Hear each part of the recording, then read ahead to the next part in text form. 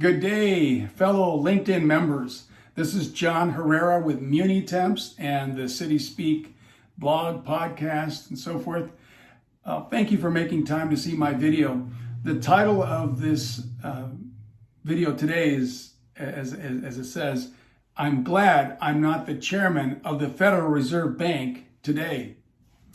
You know, a lot of people would love to pursue that lofty goal of becoming chairman of the central bank in the United States. The Federal Reserve Bank sets interest rates. They establish the money supply. They can increase or decrease inflation. And certainly today we know how the Federal Reserve Bank is at the center of monetary policy crafting to try to help the United States get out of this high inflation that we're in today.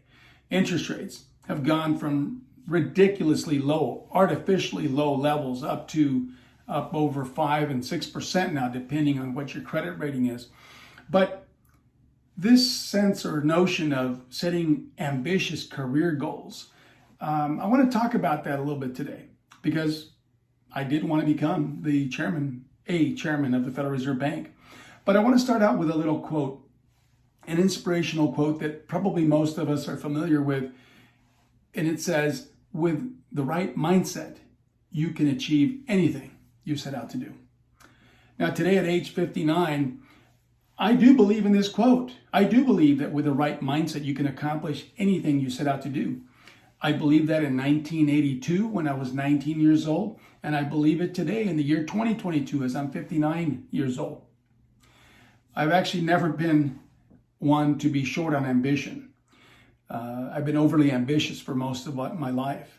But what I'm here to share with you today as we discuss whether I should have pursued the goal of becoming chairman of the Federal Reserve Bank, I'm here to share with you that a good doctor in 1982, I thank this good doctor for giving me a reality check on pursuing such a lofty goal as being the chairman of the Federal Reserve Bank. He was a very caring doctor who took the chance and giving me straight talk on what I should be pursuing. So here's the story, and just bear with me for a few minutes while I tell you the story. In 1982, it was a beautiful, sunny summer day in Coronado, California. I was standing in line at a deli counter to get my lunch. I used to work at the Bank of Coronado. And as I'm standing there in line, somebody taps my shoulder and he's in line for his sandwich as well. His name is Dr. Philip R. Akre. He was the president of the Bank of Coronado and the board of directors. And so he makes conversation with me. He says, so tell me, son, what do you want to be when you grow up? Keep in mind, I'm 19 at this moment. But quick knee-jerk reaction, I said, because I wasn't banking, I said, I want to be the chairman of the Federal Reserve Bank. I said that proudly with a lot of ambition. Dr. Akre, the president of the Bank of Coronado, says to me, he says, son, you're not going to be a chairman of the Federal Reserve Bank. He says, you don't have any money. You don't come from a family with a lot of money. You're not going to an Ivy League school like Harvard, Yale, or Princeton, etc. He says, why don't you set a more reasonable, a more attainable goal for a young man like you? And I stopped for like 10 seconds, maybe at most 10 seconds, as I pondered, should I tell this man, who do you think you are, to be determining my future? But something inside of me, maybe it was, the advice that my stepfather, Edward Pinedo, gave me as I was growing up. But I thank God that what I said to this gentleman was, thank you very much for your advice. I will take it into consideration. Here it is, 40 years later. I did not become a chairman of the Federal Reserve Bank. You know, in 1982, the Federal Reserve Bank chairman was Paul Volcker. And he did go to Princeton and Harvard.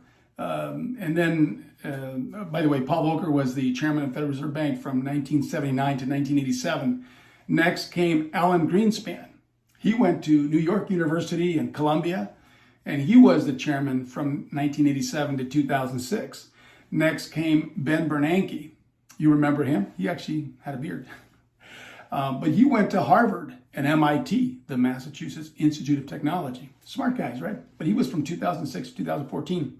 Then came Janet Yellen. She went to Brown University and Yale. From 2014 to 2018, she was the chair of the Federal Reserve Bank. And then lastly, the chair of the Federal Reserve Bank, we don't call him chairman anymore for politically correct phrases, but Jerome Powell is the chair of the Federal Reserve Bank today. He went to Princeton and Georgetown. Now imagine somewhere in that list of 5 chairmen or chair of the Federal Reserve Bank, where would John Herrera fit in there? You know, he went to Southwestern College, San Diego State University. I doubt I would be in that list. So before you answer and say, you know, this Dr. Philip Akre, you know, he limited your ability. No, he didn't. I feel blessed that Dr. Philip R. Akre, there in the summer of 1982 in the line of the deli counter during lunch, was kind enough to look at me in the face and look at me in the eye as a young Latino who could have just said, hey, who are you? You know, you're the man trying to keep me down.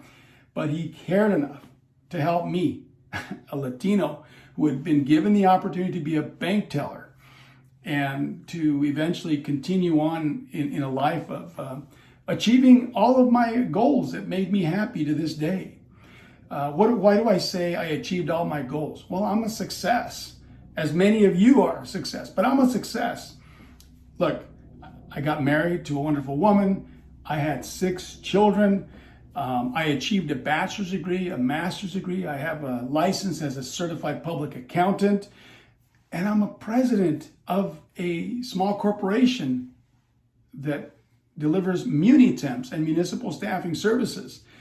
That was the advice of Dr. Akre back then, 1982. He says, you'll never be the chairman of the Federal Reserve Bank. He says, why not go and be a president of a small bank or be a president of a small corporation? Well, I did just that, Dr. Akre, and I thank you for that. You know, in retrospect, the wise counsel of Dr. Akre in 1982 was really based on the wise counsel of another doctor, a doctor who said something 2,000 years ago. He was a physician, Dr. Luke. And you may recognize what he said. He said, for which of you desiring to build a tower does not first sit down and count the cost, whether he has enough to complete it? Yes, I've had 2 very good doctors. Today, I actually am a very blessed individual.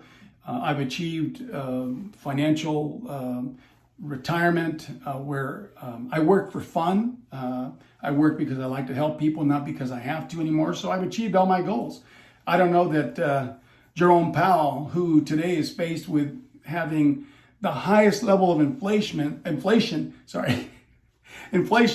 1982 when Paul Volcker was in charge.